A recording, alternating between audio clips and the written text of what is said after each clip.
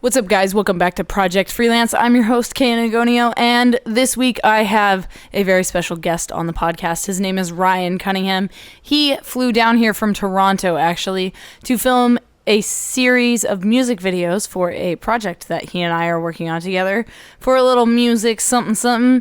I'm not going to tell you guys what it is, but if you want to get involved in any way, you can head over to, there's a couple links down in the description. I'm currently running a GoFundMe for some documentaries I'm working on, or there's like a Bitcoin tip button or a PayPal tip button if you guys want to help support us in all of our endeavors and our adventures. That would mean a lot to us. If you want to check out some of the covers we talk about in this podcast, we covered This Is America by Childish Gambino. We covered DNA by Kendrick Lamar, and we have about 16 other songs that we are covering together. They will all be up on my YouTube channel, which is youtube.com/KTheScreamerOfficial.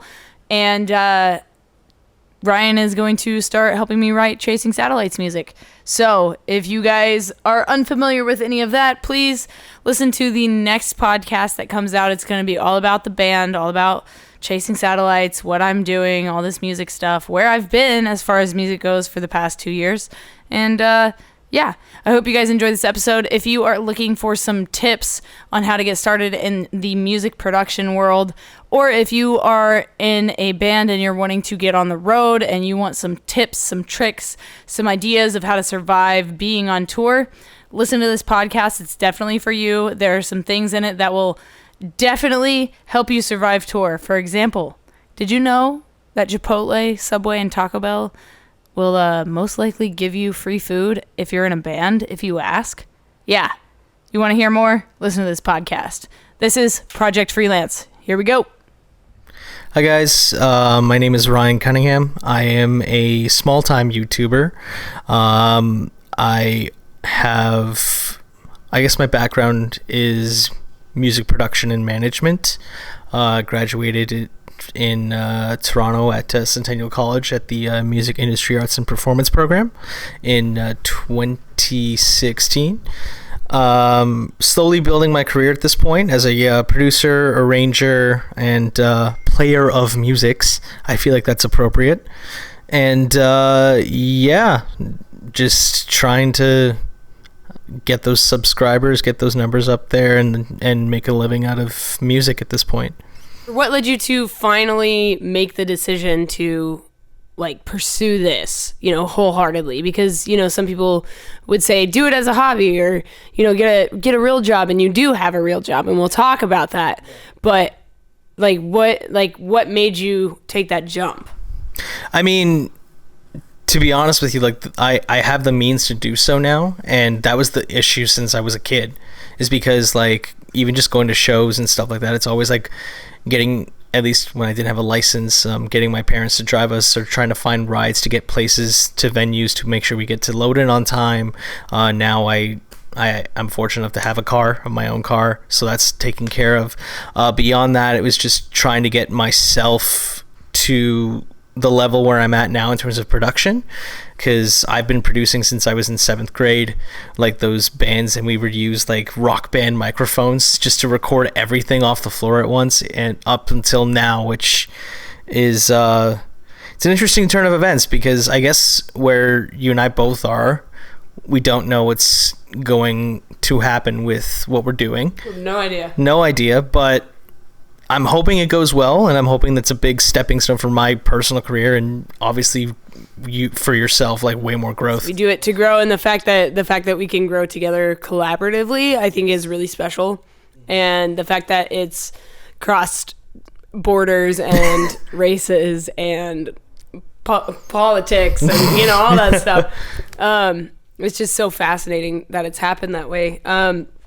So what made you get started into music, and what made you start producing? Where did you get that idea? Was somebody else doing it? You know what I mean? What made you think oh, I could produce music, I could record bands and shit? What made you want to do that? Well, like I said, I started producing in grade 7. My dad, he actually is a producer at a radio station in Toronto, And I've sort of always grown up with that sort of technological aspect of music and sort of understanding what goes into a mix and doing all that kind of stuff. And then beyond that, the only reason I got into it is because I was the only one that gave a shit. And like, I hate to sound like a dick, but like, I always try to work with people that have the same mindset as me, which is, we got to get it done. It has to be done right, and if there's any slacking in terms of like commitment or anything like that, then it's just gonna drag down the whole process, and it really sucks sometimes. But I got into it because I was the only one that was like, whatever, I'll pick up the microphone and learn how to do it, and that's what it came down to. Obviously, it was shitty in the beginning, but actually getting the education through high school with music theory and everything like that, and getting everything down with in terms of production, songwriting, everything, it takes time, but it's definitely worth just even looking up on YouTube, seeing how you could start, and just exploring those tutorials. But in terms of being involved in music myself, I've been singing since I was like 3 years old.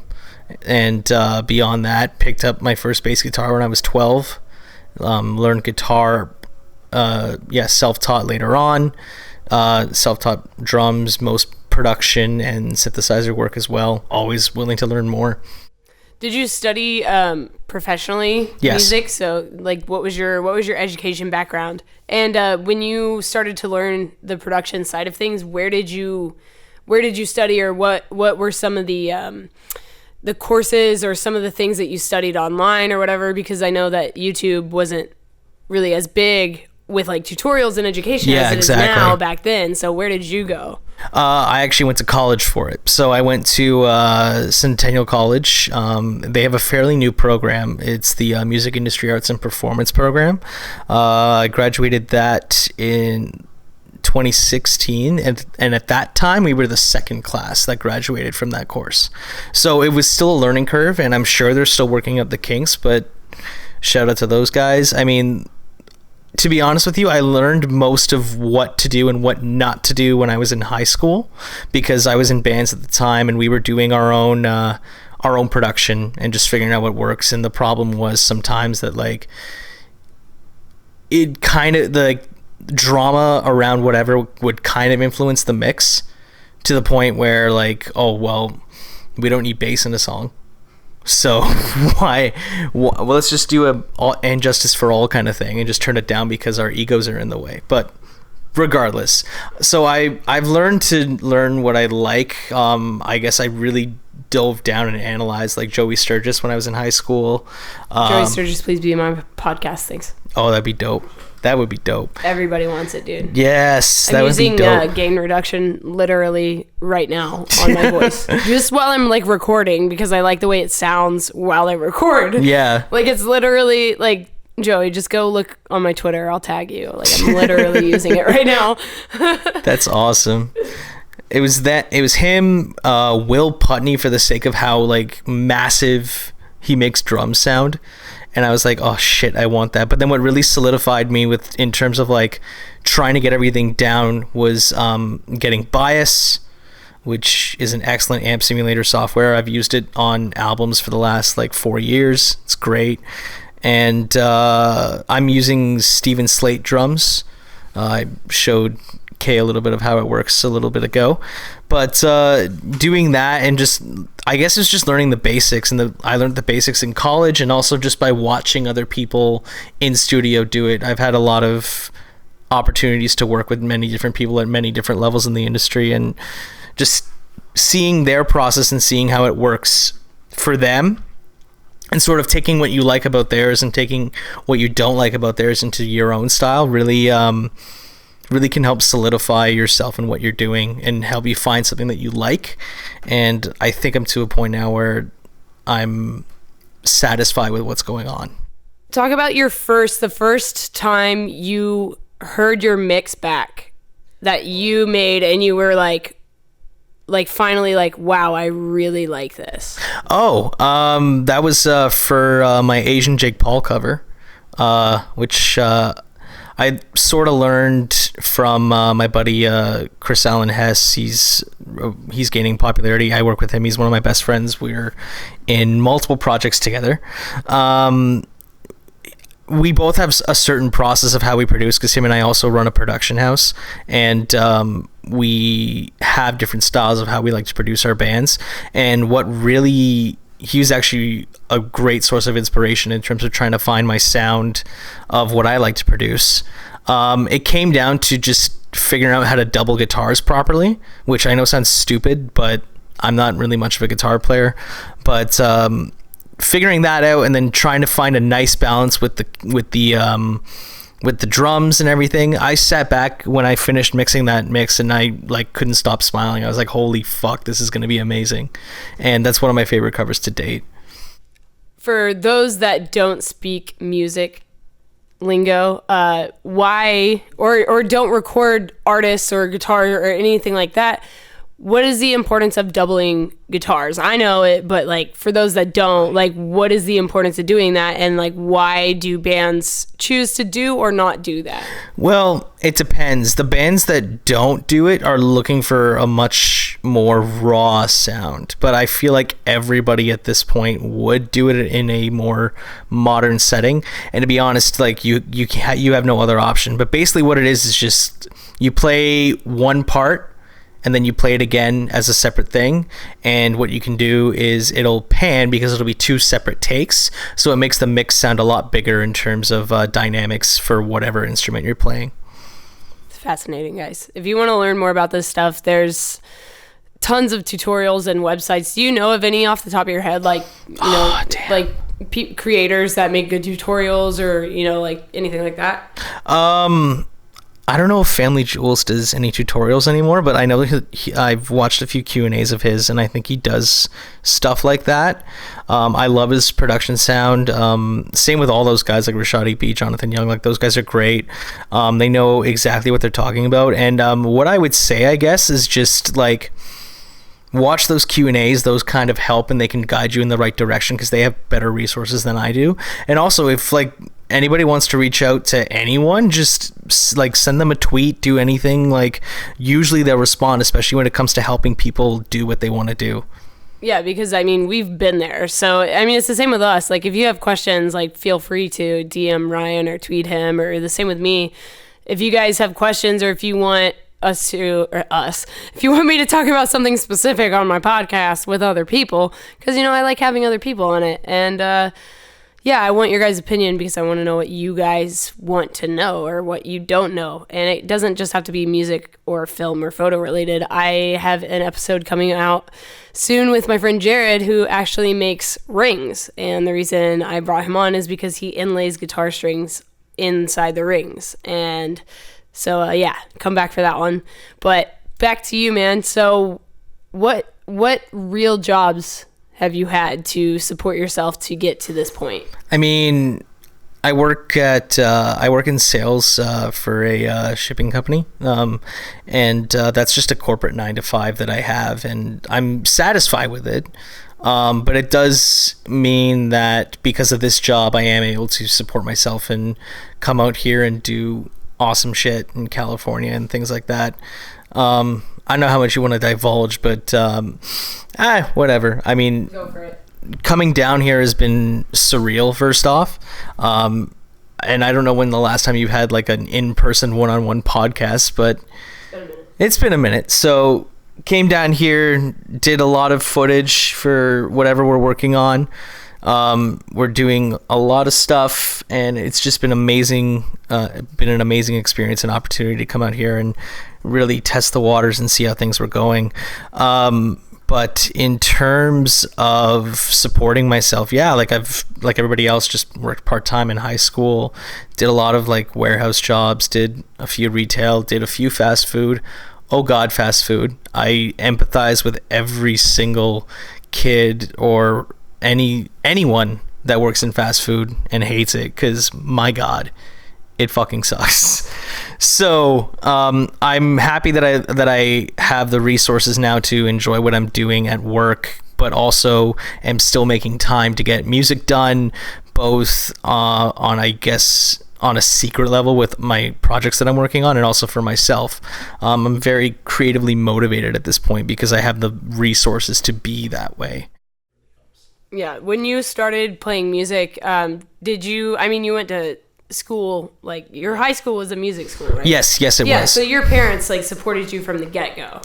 No. That's what I wanted to talk about. Tell me. Okay, so they've always been supportive, I will say that. But there were times where they definitely weren't, and it's because mainly I was playing metal music and I was screaming and I was getting really involved. Like I was totally a scene kid in high school. I'm sure you were as well. Yeah, there you go. So it's amazing to see where we are now. But yeah, now we live in it. Yeah, but we're like adults. Yeah, it's crazy.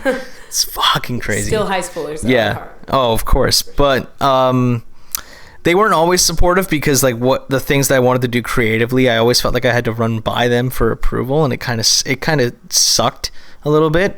But I know that they're very proud of, at least now, like over the last like 6 months, they're very proud to see that like the work that I'm doing is actually paid off and enough to come out here and get things done the way we want to, and I'm jazzed about that as well. But they actually I know my dad, he pulled me aside one night and was like, yeah, like, I'm sorry we didn't support you enough in the beginning in terms of what I wanted to do artistically. So I really appreciated that, and that's something that I'm not going to forget. Yeah, and I think it's important for parents to understand that as kids, yeah, we are taking a lot of risks, but sometimes we take those risks for the things we love, and it turns out the right way. Exactly. And it's a lot nicer when we do have your backing, when we do have your support, even if it's only emotionally, like your kid's not always asking you for like money, like we just need you, like we need your support, like it's hard enough for us scene kids out there. We get picked on enough. We don't want to go home and have our parents pick on us too for the music we listen to and the music we play. Yeah, exactly. And music's supposed to be our safe place, so like word to your mother. That's awesome. What was it like playing your first show and then touring, like your first experience doing that? I mean, man, first show, bougie tour. Oh man, maybe May's gonna have to. Oh man, okay, we'll get to that. So my first show, I would say, was with my first high school band, and we played as a full band. It took us like almost 2 years to find a drummer, but we finally did. And our first show we played, like, it went off without a hitch. It was awesome, and we ended up playing like a festival like near the end of the summer because of it. But like just having that experience of like trying to entertain a crowd and just like trying to find yourself on stage it's such an amazing thing. Especially like, I don't know, like, I guess what people say is true. Like, the best way to conquer your fear is just to face it head on.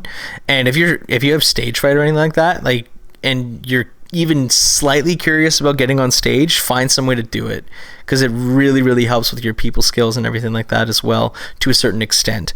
But yeah, like, it was a tiny little bar in the middle of Toronto on Spadina. I don't know if it's there anymore. I think it's the Elmo Combo. At least that's what it used to be. Rolling Stones played there. Like, it was like, it's a venue that's been around for years, decades. So having that experience on that stage was really surreal, especially because my bandmates had like real personal connections with the artists that played there in the past. So just having that sort of camaraderie was really cool. But skip forward to now. I know that my band, maybe May, we went on tour.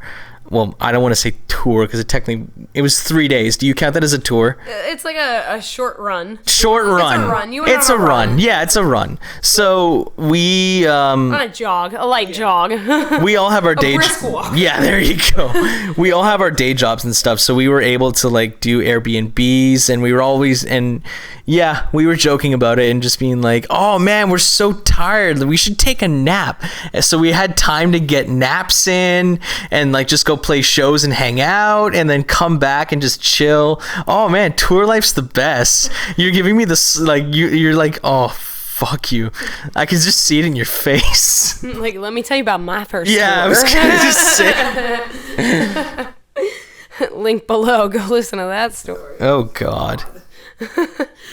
Okay, tell me about times you've been screwed over by people. Oh my Like God. artists or, you know, whatever, partners, that kind of thing. Oh well, it happens more often than you think, right? Because Yeah. it's I feel like it happens more often than people like to admit. yes. Because people that tell you they've never been screwed over are fucking lying to you. No, I agree with that. Like there's no way. Like unless you're like, no, there's no way. There's no way. No, there's no way that doesn't happen. Fuck. I know, like I don't even know if I should talk about it, but like You don't have to use names. I won't use. Okay, fine. I won't use I mean, you names. can if you want. No, I don't. I'm not care. going to call out anybody in particular, but I will speak of scenarios. I guess I don't know. Like, what really got to me, I guess, was like when the later high school band that I was in that actually gained a bit of popularity, kind of just like fired me out of the blue. Like basically, I just like I don't know. I guess creatively they were trying to take it in a different direction, and I wasn't about it. But that's what it came down to, so to speak. There were also a lot of personal things, but I just got like an email with like, yep, email password's changed. What? Yep, all this shit has changed. What? Okay. And then I messaged the page like, hey, is somebody hacking this? And they're like, no, we're firing you. They're still around, they're still doing their own respective things, but it's a totally different ball game now, just because like especially in Toronto, and I've been trying to have this conversation with people, but like the scene in Toronto, and like you and I have talked about this, it's so oversaturated and nobody cares anymore, and like that's where people screw each other over because there's just so much ego behind everything, and it just pisses me off. Like one of the bands that I'm in, Across the Wasteland, we barely even play live shows because of that. Like why would you want to do that? Because everyone's just so shady and awful to each other. It's not a community. Yeah, well, explain some of the shady aspects of it. I mean, I've had, you know, a couple of people on the podcast, and we've talked about, you know, Shady Promoters, and I have Sean Healy coming up on a podcast, and he is a booking, and, you know, he does booking and he books bands, and so he's very familiar with like the promoting world. So I speak to him about this exact thing. Why is the industry so shady? Yes. And so what are some of the things you've seen in Toronto specifically, or just in the different scenes you've been through? Well, here's a perfect example. Well, first off, pay to play. I mentioned that to you a couple of times. Like pay to play is, I assume it's the same everywhere else. You have to sell a certain amount of tickets to play a venue, and there are obviously ways around that. But it's just really, they just take so much from the artists, especially the ones that are just starting out. Like there's a few groups in Toronto that do a lot of that, and whenever I see like one of my friends like starting to play that, I try to reach out to them. I'm just like, guys, you can't do this. Like think about this, how many tickets have you sold? Okay, 30. Now imagine if you were getting even half of that at $10 each. Like, are you kidding me? And like, I've seen it firsthand because I used to volunteer for that stuff. They walk out with bags of cash, like straight up bags of cash from all these young kids, and it makes me sick. It's so fucked up. But like the other shady thing I would say, at least from like a business standpoint, is that because music is so accessible now, everyone's a producer, everyone's a graphic artist, everyone does everything. But it's the people that have been around before that have like their studios and all that kind of stuff, and will always try to convince people that they can't do it themselves, that they have to go see them. And it's a really shady sort of marketing tactic, because if you know that person can do it well with the resources they have, maybe not like prime time studio quality, but like you're good enough to like do it in your bedroom and put out a solid product, why not just encourage them? I understand, like, because they're looking at it as like, oh well, I'm just not getting paid, which is wrong. It's like, if you want to build a community of artists that actually respect one another, encourage other artists to like do it on their own, or like if they want to seek help, sure, that's fine. But it's the problem of like, no, well, you shouldn't go to him because you should go to me because I like doing it this way and I have this, blah blah blah. It's just it's a fucking dick measuring contest. That's all it is. And that goes across the board. That's not just music. That's photo. That's accounting. That's everything. Legal. Like it's literally everything. Like people just have egos at the end of the day. People just and I get it because like you have to think of yourself first. You have to protect yourself first. But like at the end of the day, like he's right. You need to nurture a community. You need to water the seeds. You need to water the soil in order to make plants grow. Wow, now I'm just gardening. Have you had any internships or have you mentored anyone? Yes, I did an internship with CB Entertainment based out of Cleveland, Ohio. They're doing some really good things there, and I was lucky enough to work with Chris Bianchi directly. He's a great guy. He knows what he's doing. I remember. I guess I'll tell you the one story that actually made that internship. That was awesome. So it was a small little highlight, but the band Settle Your Scores, they work with them very directly. Now they're on Sharp Tone Records. I think they were putting out a single or something. They were just shopping around for any sort of endorsements before leaving for tour or something like that. So I get a list from the band. They're just like, oh, here, try these companies, blah blah blah. And then freaking Chipotle was one of them, because I was like, whatever, it's a pop punk band, I get it, it's fine. So I sent an email to Chipotle just like, hey, check out these guys, like they have like this many streams on Spotify, they're doing like crazy stuff, they're going on tour, is there anything that you would be able to do to support them? So I get an email back within 20 minutes saying, this shit's awesome, where can we send it to? Like that was the email, and I was like, oh my god, this is hilarious. So they ended up getting a care package from Chipotle of like a bunch of gift cards to like cover like a week's worth of burritos for tour. And I was like, that's pretty cool. Yeah, it's awesome that there are companies, especially like young touring bands. You guys do need to know about this stuff. These are some hella good tips right now. Like I can't believe I haven't brought this stuff up on the podcast, but yeah, some of the tours I've done, we are all DIY. Like the money you make on tour is the money you live off of. It's how you get from point A to point B, how you feed your crew, everything. And I don't know what we're talking about. What are we talking about? Endorsements. Yeah. There have been times when I've been on tour that has actually, saved us, because we, have no money, we have nothing, and we call up to like a Subway in the next town that we're going to, and we're like, hey, we're a band and we're traveling through. Could you guys make a donation to us? And just like hope that they would say yes. And like oftentimes we would get free food for like 7 of us, which is a big deal when you are 7 people with no money. It's a really big deal, and it doesn't really cost Chipotle or Subway or whoever, it doesn't really cost them anything. You know what I mean? Yeah. To like feed a band for a day. Like it's a good deed, and I think that it helps bands. So bands, it is something that companies actively do. I know Taco Bell does it as well. Taco Bell really gets involved with that. Yeah, Taco Bell's really, really good. They actually do like specifically like a rock related like Taco Bell sponsorship kind of thing. I'll put the info down below if you guys want to go check that out. But yeah, if you guys know other companies, or if you like have your own kind of thing, I'd love to reach out to you and get involved with you in something like that. So talk about your current influences. Oh man. I mean, I'm really into like the YouTube musicians, mostly like the video game cover ones. So as I said, Jonathan Young, Rashadi B,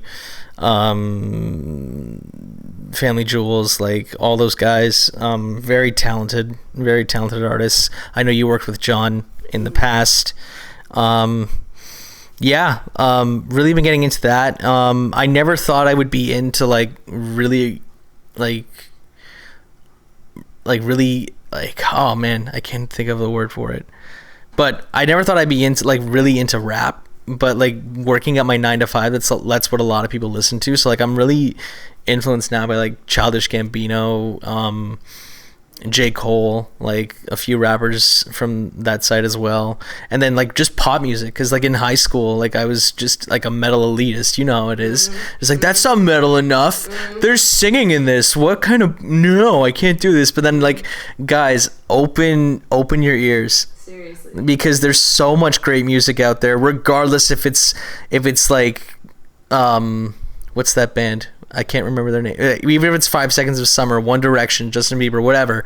Like these are still very talented producers and very talented artists. You're doing it such a discredit to not listen to them. And even like with fandoms and shit, because, and I know this will probably piss people off, I didn't really sit down and listen to the Black Parade until like 2 years ago, because I was just so afraid of the fandom.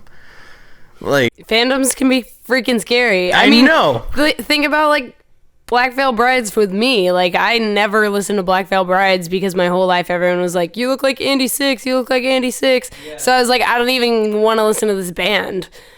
And after having worked with Andy over the past year, like, I still like didn't listen to the band up until I went to like a show, you know, and I finally saw Black Veil and I was like, dude, I get it. Like, they will literally die for you. Like, that fandom is insane. Please don't hurt me. What's something you know now that you wish you knew when you started?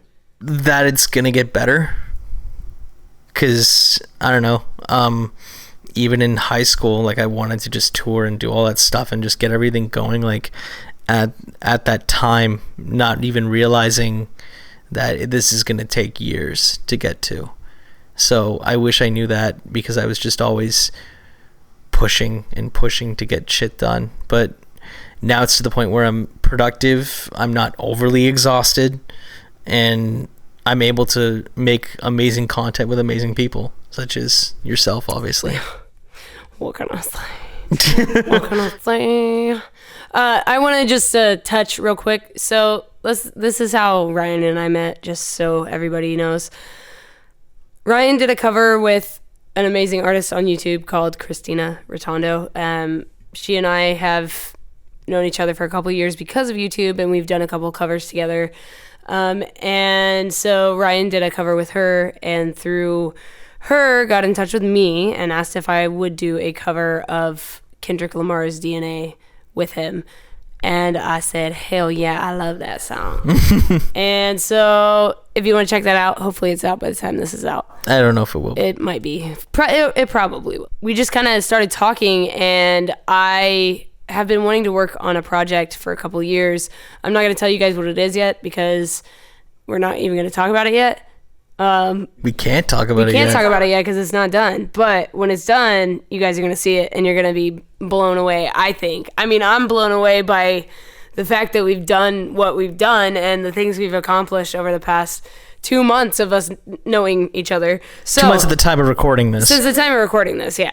So let's go back a little bit. So he reached out to me, asked me if I wanted to do this cover, and I approached him about this project. I'd been wanting to do a passion project for 2 years, and I was not able to find the right artist, or an artist that had the time or really wanted to even do it. So I told him about the project, and he immediately jumped, and he said, hell yeah, I'm totally down. And within like a day or two, I got a track. I got an instrumental track. And it kind of just snowballed from there very quickly, and we now have a 13-track full album done. We're pretty much done, and almost all the videos done for it. And yeah, that's within 2 months. And so we did the songs, and then he flew out to California a couple days ago, which leads us to now. And over the past, pretty much the past week, we have been grinding nonstop. Like, he got on the ground, and we like immediately started talking like work and like trying to like get to know each other as quickly as possible in the process, because like we don't know each other like personally on that level before at all. We were just like music, and then we kind of like picked up little things along the way, and then we just kind of just dove in head first, and like, you know, like all or nothing. Like, hope this guy is not a piece of shit. Kind of, like, this guy's sleeping on my couch for 5 days. So, like, I need to make sure he's cool. But so we decided to add more to our plate right before he came down. And I asked him, the Childish Gambino music video for This Is America and the Amazing Light Show both dropped. And that video is one of the most iconic pieces of art that I have seen in years. And so Childish Gambino, your whole crew, I don't know how to say the cinematographer's name, Maori Hurai or something like that. Anyway, the guy that was the cinematographer, absolutely phenomenal. So I asked Ryan, because the song, it impacted me, because everything that he spoke about and everything that he stands for, it touches me. And I asked Ryan if we could cover This Is America. And he was a week before it came down. A week before he came out. And so we did it. This is America. Don't get this slip me now. Look how I'm living now. Police is from me now. This is America. Come to my area. I got the strap. Yeah. So we did it. He came out. We recorded the cover. And then we went and filmed the music video for it the next day. And I edited it that day, and we finished the song, uploaded the video to YouTube, and everything's ready to go for it to be put out tomorrow when he leaves. And that's all just This Is America. That's freaking wild. So the first day he was here, we spent, we were supposed to have 6 hours in a recording studio. We had 3, and we filmed 8 music videos, and then we went to LA and we filmed in an abandoned building, right? Well, no, we filmed in downtown. We filmed in downtown LA that was night. First. So we filmed in downtown LA that night. We filmed 4 more videos, and then that was that night. And then the next day we went to an abandoned building and filmed there and filmed the This Is America video, and then went home. And then the next day we went to a meetup for my friend who passed away. So we went up to LA again and shot and hung out. Then we came back, and then today we went to the same abandoned place again, shot some more, and just busted some work out, man. And now we're here recording a podcast to wrap the bow around the present. Yeah, man. And it's been quite the experience. Tell me what you've thought about your time here in California and your experiences, because I want to know what you thought of your visit. I want to know what you thought of California. Man. The way you saw it. Man, so coming to California, and I've been telling this to my friends back home for months now, since we confirmed plans, that I was like, this is a childhood dream. This is a childhood dream come true, to come down to California and come down for my music particularly, to get shit done. And it was an adventure. It was an awesome adventure, especially to see art from a different angle, and because I'm looking at it from a music perspective, but you're looking at it from more of a visual perspective, and just seeing crazy, huh? Yeah, I know, seeing how that worked, and then exploring LA and exploring Pasadena and doing all these crazy things. That's the adventure. And if I want to come down here and be a tourist, I'll come again and be a fucking tourist. But no, that was the most authentic trip I've had ever. And I thank you for your hospitality once again. But that was awesome. Yeah, anybody come through. I don't like to do things the normal way. So I mean, yeah, the night that we went down to downtown LA, I took him to some of the greatest photo spots thanks to my friend Vikers, who just he knows the city, man. He grew up here. He knows every square inch of that city. He knows all the most amazing views, the most amazing spots, abandoned buildings, everything, this guy. And so we were able to take Ryan up onto a rooftop for a minute. We got kicked out, so he got to experience that. Yeah. We ran into a bunch of homeless people, so he got to experience that. We gave him a little bit of every experience, and I'm glad you came. And it was the first time I've had somebody here, and I wasn't nervous about them coming. I was just ready to go. That's awesome. So you got me out of the house too. So, I mean, that's the most adventuring I've done in quite a while. So I'm glad you came down too, and I appreciate it. And I've had a blast, like, working on this shit with you, and it's definitely not what I expected. Same. It's Let's not hope it at pays all. off, but we'll see. I think it'll pay off. I think we'll do all right. Well, This Is America is going to come out either tomorrow or the next day, depending on when everything gets approved. So we'll see how that one goes. Yeah, so we don't know yet. This podcast could just be like our last hope before everything falls apart. Yeah. And if that's the case, tragic. I'm sorry in advance, because I don't know how people are gonna take it. Yeah, I mean, whatever. let's talk about it. I don't know how people are gonna take it, but I fucking love the song, and I respect the hell out of what Childish Gambino's doing, and I wanted to do it in a respectful way, and I think this was the best way to depict it respectfully. Even though the foreigners coming down here are filming videos. Even though a Canadian fucking did all the music, and you know people are gonna say shit like that. Like, yeah, I'm waiting this for it. motherfucker's not even American. Like, are you though?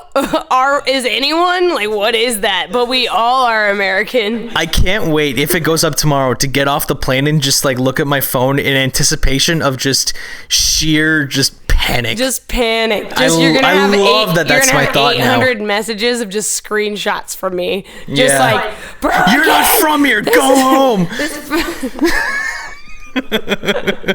You guys, I think Childish Gambino wouldn't give a shit. Oh, I hope he doesn't. I mean, I don't think it. I don't think he'd give a shit.